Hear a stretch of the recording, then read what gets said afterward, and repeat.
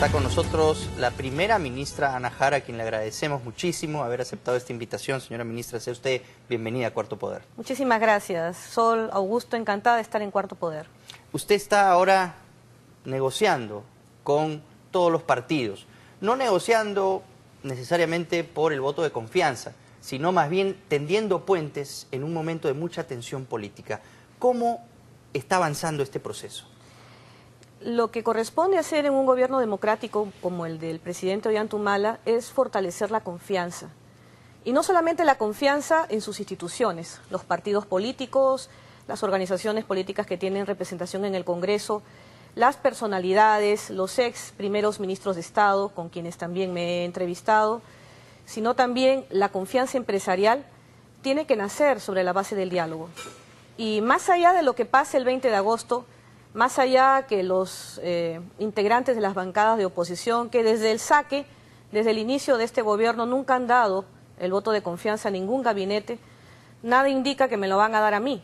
Pero es mi obligación como primera ministra gobernar con el presidente Humala, ayudarle en la gestión pública a favor de todos los peruanos y peruanas. Acá no hay camiseta política y, por tanto, continuaré este diálogo para fomentar esta confianza que es necesaria de cara ya a los 24 meses de salida del gobierno de Gana Perú. Señora ministra, ha dicho usted que el Congreso nunca ha dado su confianza al gabinete. No, ¿Se refiere las bancadas usted de oposición. Las bancadas de oposición. Bueno, pero al final, para lograr el voto de confianza, siempre ha tenido que contar con aliados, porque ustedes no tienen una mayoría absoluta que les permita tener la confianza por sí solos. La bancada de Gana Perú, de hecho, es cada vez más pequeña. Ahora, más que nunca, ¿no? Necesitan alianzas. La pregunta es, lo que se negocia o lo que se conversa, ¿son siempre simplemente concesiones políticas o algún día se va a comenzar a conversar sobre lo que realmente es lo que debe merecer la confianza, que es el plan que presenta el primer ministro para ver cómo se van a regir los destinos del país en los próximos meses? Pero ten la certeza, Sol, ten la certeza, Augusto, que todas mis conversaciones, todas, con los líderes políticos, con los representantes de los partidos políticos, con las personalidades del medio, son precisamente en base de los cuatro ejes sobre los cuales se basó el discurso del presidente el 28 de julio. No podemos abarcar más.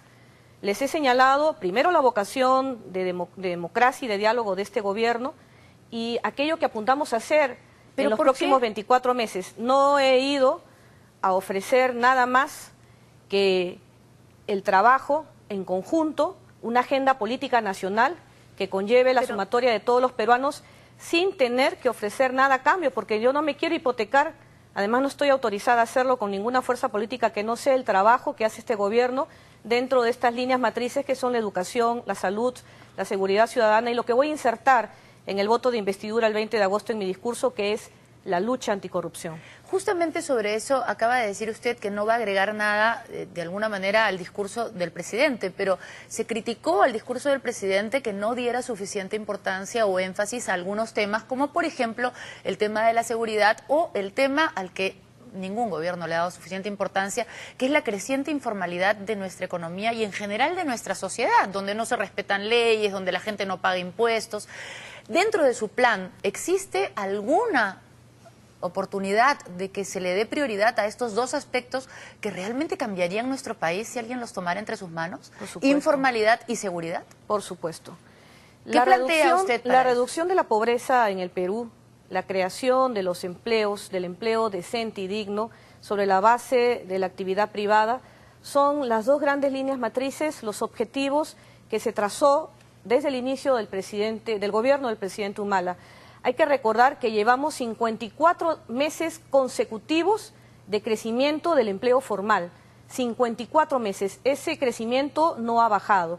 Queremos revertir la informalidad de trabajo. La informalidad, de los trabajadores que todavía no se encuentran bajo planilla y no gozan de los beneficios laborales.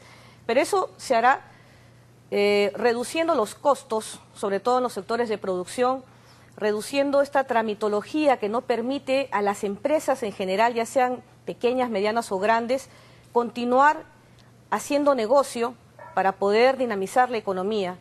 Ese día, en el voto de investidura, yo tendré que explicar cómo vamos a lograr que estos grandes ejes que el señor presidente se ha comprometido en los 2 últimos años que quedan de su gobierno van a poderse materializar, con cifras que puedan ser escudriñadas por formas y técnicas que puedan ser motivo de crítica y que sin duda nos darán la razón que estamos yendo por un buen rumbo en el país. Vamos a revertir la informalidad del trabajo con las cifras que las hemos tenido hasta el día de hoy. Vamos a continuar liderando el crecimiento económico a partir del año 2015 con un crecimiento no menor al 6%, y vamos también a fomentar la inversión privada, porque solamente a través de la inversión privada estamos seguros que podemos lograr esta creación de empleo que nos permita reducir de forma sostenida la pobreza en el Perú. Hay algunas contradicciones respecto, por ejemplo, de los incentivos que con este paquete económico se han tratado de darle al ciudadano, ¿no? El aumento del aguinaldo, la agilidad en el retiro de las CTS, para que haya un poder adquisitivo mayor y la economía se agilice de esta forma. En la ley polémica de las AFPs se le quita más bien la capacidad adquisitiva a los trabajadores independientes, porque van a tener que destinar eventualmente un 25% casi de su sueldo, un cuarto de su sueldo para pagar impuestos y ahora para pagar estas AFPs, que parece ser una medida que no está del todo sustentada desde el legislativo. Esto no es una contradicción. Por un lado se quiere motivar a que la gente gaste y por otro lado se le quita de su sueldo. Bueno, con respecto a la política fiscal del gobierno del presidente Humala, diversas calificadoras de riesgo mundial han señalado que esta es una responsable, una sana forma de llevar, de conducir nuestra política fiscal, y que nuestra macroeconomía es tan sólida que solamente ver las cifras de tener una inversión de alrededor del 28% de nuestro Producto Bruto Interno, superior a Corea del Sur y superior a Singapur, nos hace señalar que vamos por buen camino. Pero sobre Con las respecto, AFPs... con respecto a los aportes de los trabajadores menores de los 41 años, es necesario, Sol y Augusto, fomentar una cultura del ahorro previsional. Es discutible, los porcentajes pueden ser discutibles, las gradualidades que se han establecido a través de una norma modificatoria en el último año. Es discutible la obligatoriedad en un trabajador independiente. Pero en lo que sí estamos ciertos es que debemos empezar a ahorrar para la vejez. Creo que esto no es un experimento exclusivo del Perú. Ya los países de América del Sur y muchos otros países prósperos también fomentan la cultura previsional.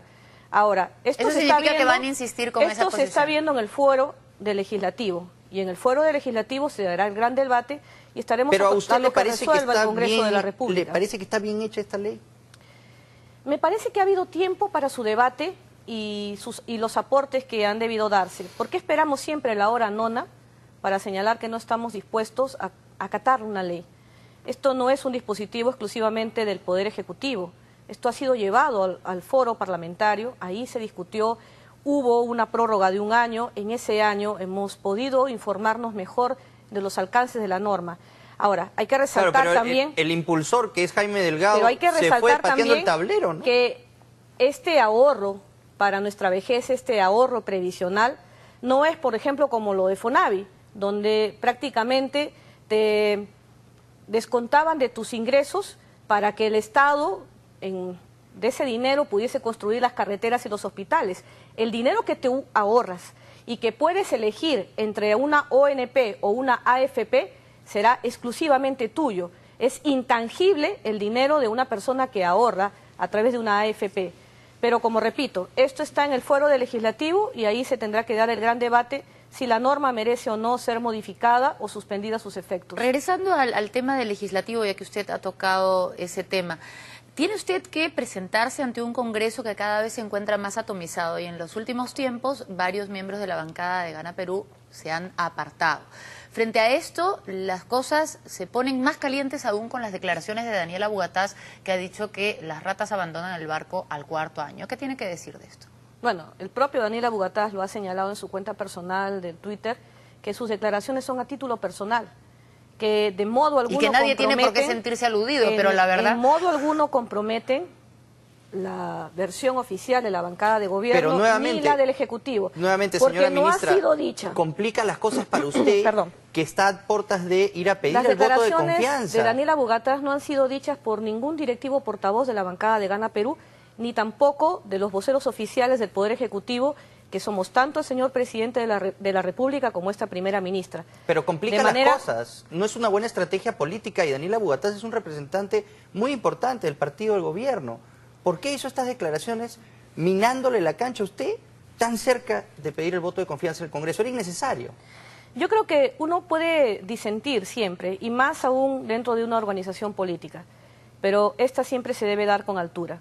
Y estimo y aplaudo en todo caso las declaraciones formuladas el día de hoy del directivo portavoz, por ejemplo, de la bancada que se ha sentido aludida, de Dignidad y Democracia, el congresista Juan Pari, que ha señalado que estas declaraciones del congresista Daniela Bugatás de modo alguno condicionarán el voto de confianza y que al igual que todas las bancadas del Congreso escucharán el discurso de investidura, en este caso mío como primera ministra, y en mérito a eso juzgarán. Ahora, eso independientemente bueno, en una democracia eso implica un grado de responsabilidad de la clase política. Independientemente de las declaraciones de Daniela Bugatás, que todos sabemos que es apasionado y que suele decir las cosas tal como las piensa, lo cierto es que esto de que los congresistas se le estén yendo de la bancada es el asunto del fondo, ¿no?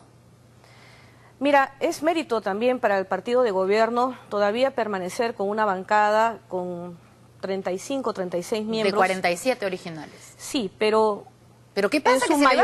En su mayoría seguimos siendo una bancada sólida dentro del Congreso. Y sin duda, estas deserciones que se han dado al interior de la misma nos hace repensar nuestra política y nuestra estrategia de cómo mejorar las relaciones entre Ejecutivo y Legislativo, en este caso con la bancada que representa al gobierno. ¿Y no les hacen repensar también cómo escogieron o cómo dejaron que se inscribieran en el nacionalismo las personas que terminaron ocupando cargos públicos? No, yo creo que las decisiones que son muy personales de quienes han abandonado la bancada obedecen a sus propias promesas electorales. A quienes se comprometieron, he escuchado muchos de ellos decir que han sido electos en mérito al plan de gobierno de la Gran Transformación, otros porque vienen de sectores de la economía que se han visto afectados por las grandes reformas de Estado que ha emprendido este gobierno, pero ninguno de ellos se va por cuestionamientos de carácter sólido, ninguno porque haya habido un atisbo de una violación a la separación de poderes, porque haya habido un atisbo en ir en contra de la libertad de expresión, porque se pudiera pensar desde la bancada de gobierno que se está encubriendo un gobierno corrupto. Nada de eso ha sucedido. Cada uno ha tenido motivos diferentes para alejarse de la bancada y lo que han encontrado es un colectivo en los cuales ellos se pueden acoger para continuar teniendo existencia dentro del Congreso. Sus fundamentos pueden ser legítimos o no, el asunto es que son representantes también del pueblo.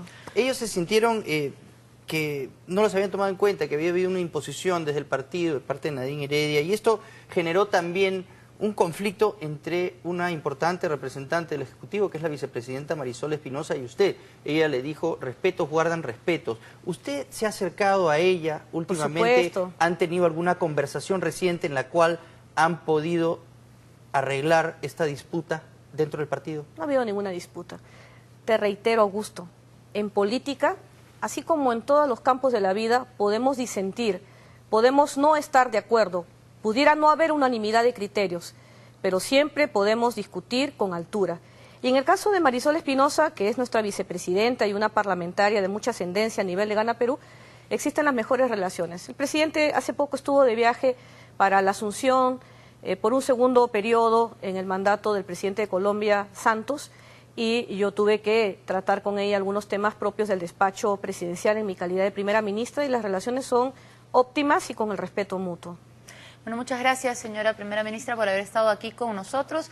Esperamos que en el voto de investidura se tomen en cuenta verdaderamente los temas importantes, que es decir, los planes que va a plantear usted como jefa de gabinete para los próximos meses en el país. Gracias, Sol, gracias, Augusto. Gracias, ministra. No queríamos dejar de preguntarle sobre el lamentable fallecimiento de Henry Pease. Sí, precisamente quería dirigir estas últimas palabras haciéndole llegar en nombre del gobierno del presidente Humala y en nombre propio nuestras más sentidas condolencias a la familia de Henry Pease García. Henry Pease fue un hombre de línea, un hombre que supo mantener y defender hasta el final sus convicciones religiosas. Jugó un papel decisivo en la recuperación de la democracia y además desde la docencia universitaria nos enseñó sobre todo a los jóvenes en que sí es necesario incursionar en política, que sí es necesario comprometerse con los problemas de la realidad nacional. Desde acá, desde esta tribuna, deseamos que la memoria de Henry Peace continúe imperecedera, no solo para la democracia en el país, no solo para la historia del Congreso de la República, del cual él fue presidente, sino también para que sirva como un referente en la política nacional, que sí se puede hacer política de forma decente y seria. Y por lo demás, espero que nuestra clase política actúe con responsabilidad este 20 de agosto. El voto de investidura no es el voto a favor de una persona, es a favor del Estado. Permítanme continuar este trabajo, acompañar al presidente de la República en las grandes reformas que hemos impulsado. Permítanos terminar este gobierno fortaleciendo la salud, la educación, la seguridad ciudadana y una lucha frontal contra la corrupción. Ese día les explicaré a ustedes cómo lo podemos hacer y lo podemos hacer juntos. Muchas gracias, señora ministra, y ojalá no pidan condicionamientos a cambio del voto de confianza, algo que lamentablemente no es la mejor muestra de lo que se hace en nuestra política. Yo confío que la clase política estará a la altura ese día. Muchas gracias. Gracias a ustedes. Buenas noches. Y bueno, aquí nosotros también en Cuarto Poder queremos aprovechar para hacer extender nuestras condolencias a los amigos y a la familia de Henry Peace. Conozco personalmente a las hijas de Henry Peace, quien fue además mi profesor en la universidad, y un hombre verdaderamente de una trayectoria impecable. Ha sido para mí sorpresiva su muerte. Lo vi hace una semana aproximadamente en la misa y lo vi bien. Bueno, estaba con sus años encima, pero lo vimos bien y nunca nos imaginamos que se iba a ir tan pronto. Todo nuestro cariño a sus hijas y una lástima que se haya perdido este gran peruano. Saliendo acá de estudios de Cuarto Poder, me dirijo al velatorio, a acompañar a la familia. El velatorio es en la iglesia Santa María Reina en San Isidro. Para los amigos y familiares que tengan todavía que pasar por ahí, este es el lugar en donde se están velando los restos de Henry Peace. Y con esto nos vamos a la pausa y continuamos con más en Cuarto Poder.